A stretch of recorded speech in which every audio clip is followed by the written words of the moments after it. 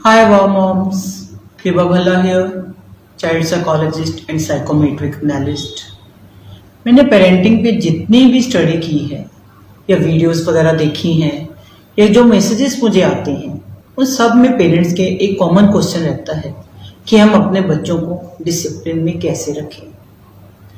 आज जब बच्चे हमारी बिल्कुल भी बात नहीं सुनते, बैक आंसरिंग करते हैं, कोई भी बात नहीं मानते, उनको डिसिप्लिन में रखना बहुत ही बड़ा या कहीं क्रूशियल टास्क है।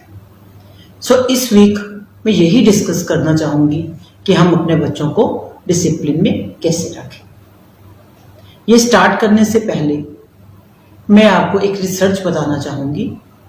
ये रिसर्च है 1960 इन स्टैनफोर्ड यूनिवर्सिटी, जहां एक प्रोफेसर वॉल्टर मिशेल ने 30 बच्चों को एक क्लासरूम में कैंडीज दी और उनको कहा कि after 15 minutes I will come back और जिसके पास भी आपकी कैंडी बची होगी मैं उसको एक कैंडी और दूंगा।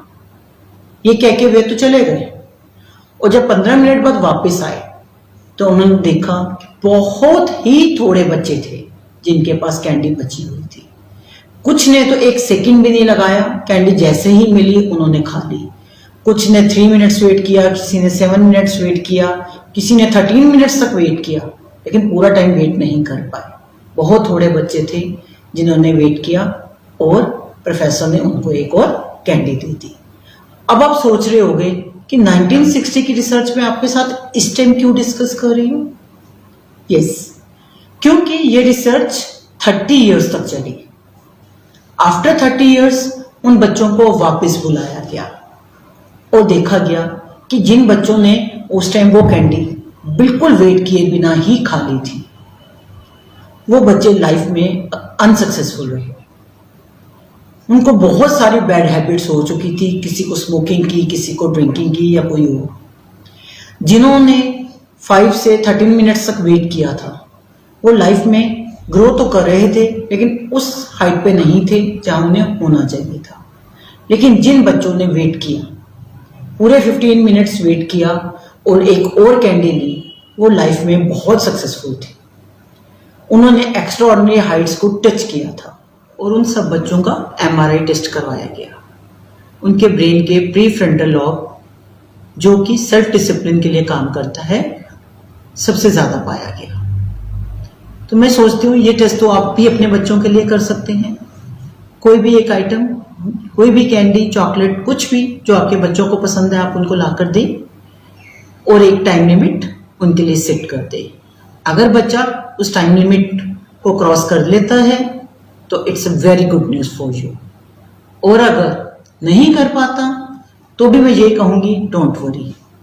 उसके लिए मैं आपको 3 टिप्स देना चाहूंगी कि आप अपने बच्चे के पेशेंस कैसे इंक्रीज कर सकते हैं। First tip is grow plants. आज के टाइम में बच्चे नेचर से बहुत दूर होते जा रहे हैं और जितने बच्चे नेचर के पास होंगे उतनी पेशेंस लेवल उनमें ज्यादा होगा। इसलिए मैं ये कहूंगी कि बच्चों को प्लांट्स ग्रो कराने की हैबिट अब ज्यादा से ज्यादा डेवलप करें। जब भी आपको टाइम मिले एक आप नर्सरी से एक छोटा प्लांट लेके आए और उसको ग्रो करने के लिए इतना छोटा लेके आए कि 2-3 मंथ्स लगे और उसका सारा काम अपने अपने बच्चे पे छोड़ दें कि उसको कैसे नर्चर करना है, कितना पानी देना है, कब देना है, कैसे करना है। जब आपका बच्चा आफ्टर 2 मंथ्स और 1 मंथ उसमें ग्रो उसको करते देखेगा, लीव्स देखेगा, फ्लावर्स देखेगा, तो उसमें जो वो खुशी आएगी वो आप सपोज भी नहीं कर सकते। और उतने टाइम लिमिट में उसमें जो पेशेंस आ जाएगी वो आप सपोज नहीं कर पाओगे। इसलिए first tip is grow plants. Second one is magical hugs. आप अपने बच्चों को मैजिकल हग्स दें, प्यार की झपकी।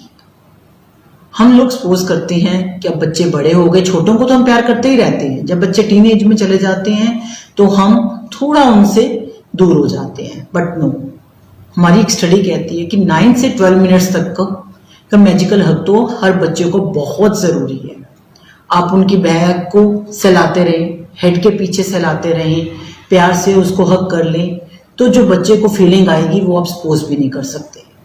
अगर बच्चे को बहुत ज्यादा गुस्सा भी आया हुआ है, वो बिल्कुल शांत नहीं हो रहा, आप उसको कुछ ना कहें, सिर्फ जाके उसको हग कर ले 1 मिनट 2 मिनट 3 मिनट, आप देखेंगे कि उसका गुस्सा बिल्कुल शांत हो गया। So first one was grow plants and second one was magical hugs and third but not the least, say no to make your yes powerful. Yes, say no to make your yes powerful. कैसे? हमें आदत पड़ गई है अपने बच्चों को हर time हर चीज के लिए यस कहने की।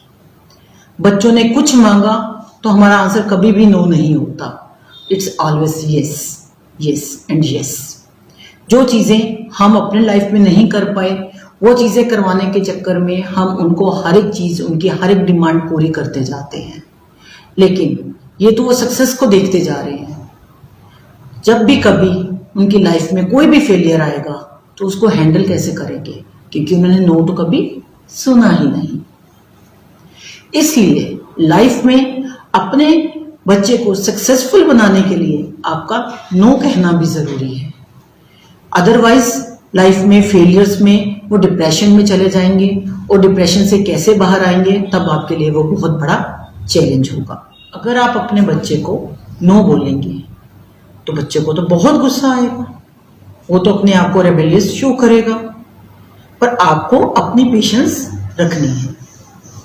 मैं सिर्फ यही कहना चाहूंगी कि आपके पेशेंस बच्चा जज कर रहा है, लेकिन अगर आप ही छोड़ देंगे तो आप अपने बच्चे में पेशेंस कैसे डेवलप करवा पाएंगे। अगर आप इन तीनों बातों पे फोकस करें तो आपका बच्चा इन फ्यूचर बहुत बड़ा जीनियस बनेगा। That's all for today's parenting tips. Stay tune for the next one. Till then, Tata.